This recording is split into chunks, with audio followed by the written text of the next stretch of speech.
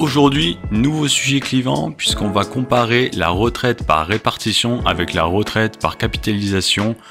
Donc sujet très politique en France puisqu'on est basé sur un système par répartition. La retraite par répartition, c'est quoi? Ce sont les actifs actuels et les retraites actuelles des retraités actuels. Et on va se demander dans cette vidéo si ces cotisations que l'on paye tous les mois sur fiche de paye quand on est salarié, on va se poser la question de si ces cotisations, on les recevait directement sur notre salaire net après impôt et qu'on pouvait les investir en bourse, qu'est-ce que ça donnerait à la fin au moment de partir à la retraite? Prépare-toi à être choqué parce que là franchement, ce genre de vidéo c'est un peu du contenu exclusif que je te fais, tout simplement parce que j'ai accès à un outil que j'ai développé moi-même pour répondre à des questions que j'avais et dont je ne trouvais pas les réponses sur internet. Et donc j'ai créé moi-même cet outil pour pouvoir réellement backtester voilà, des comparaisons comme celles que je vais te faire dans cette vidéo. Donc reste bien jusqu'à la fin de cette vidéo parce que je peux te promettre que le résultat risque de te surprendre fortement mon ami. Allez, let's go!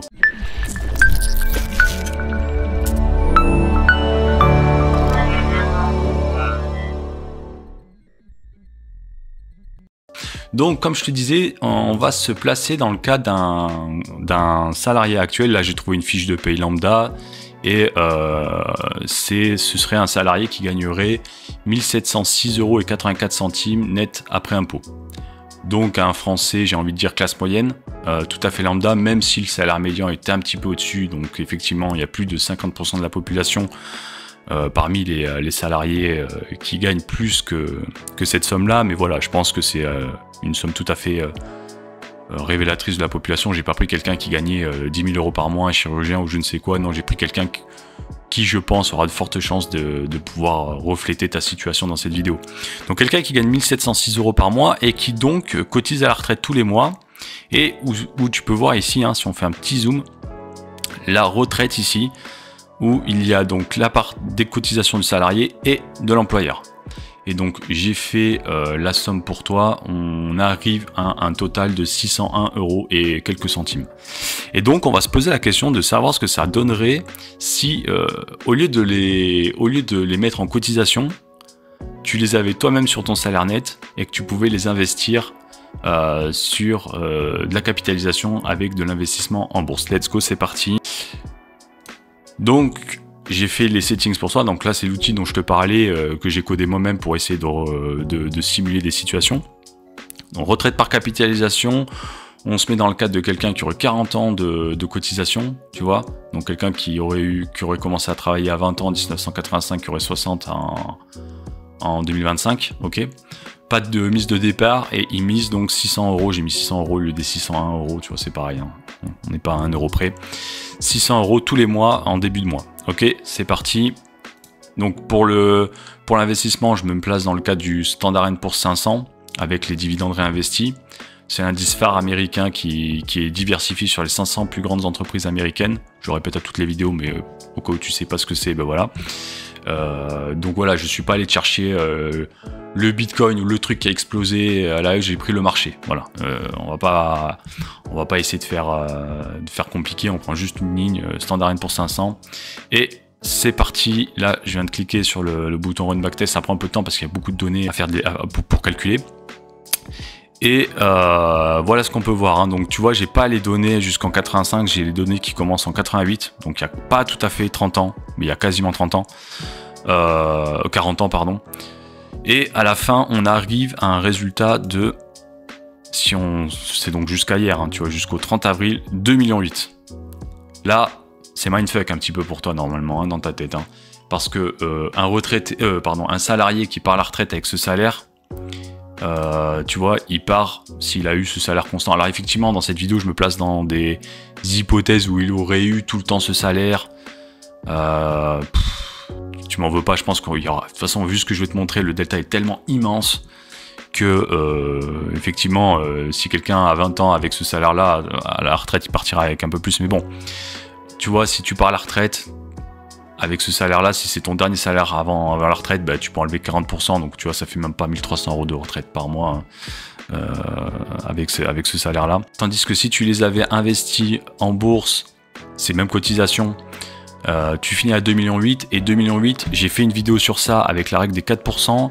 Donc c'est une règle très connue en finance où ce que ça te dit, c'est que tu peux retirer 4% de ton portefeuille tous les ans.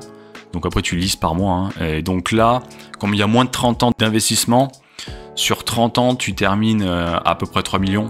Tu vois, tu termines à peu près à 3 millions. Donc 4% de 3 millions, ça fait 120 000 euros. 120 000 euros, tu le divises par 12, c'est pas compliqué, ça fait 10 000 euros par mois. Donc là, je sais pas si tu te rends compte quand même un petit peu.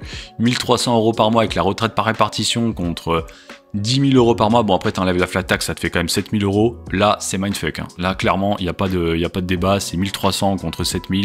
T'as x5, facile. x5. Je sais pas si tu te rends compte quand même là du delta. Donc voilà, c'était une petite vidéo que je voulais te faire sur cette petite comparaison avec la retraite par répartition vs la retraite par capitalisation. Je sais que c'est un débat éminemment clivant et je suis pas là pour attiser la haine envers les actifs actuels qui cotisent pour la retraite des retraités actuels. Non, hein, c'est juste pour te donner les faits. Voilà ce que ça te coûte la retraite par répartition, voilà ce que nous coûte la retraite par répartition. Il y a d'autres pays comme la Suisse qui fonctionnent par 2 piliers où tu as un pilier par répartition et un pilier par capitalisation.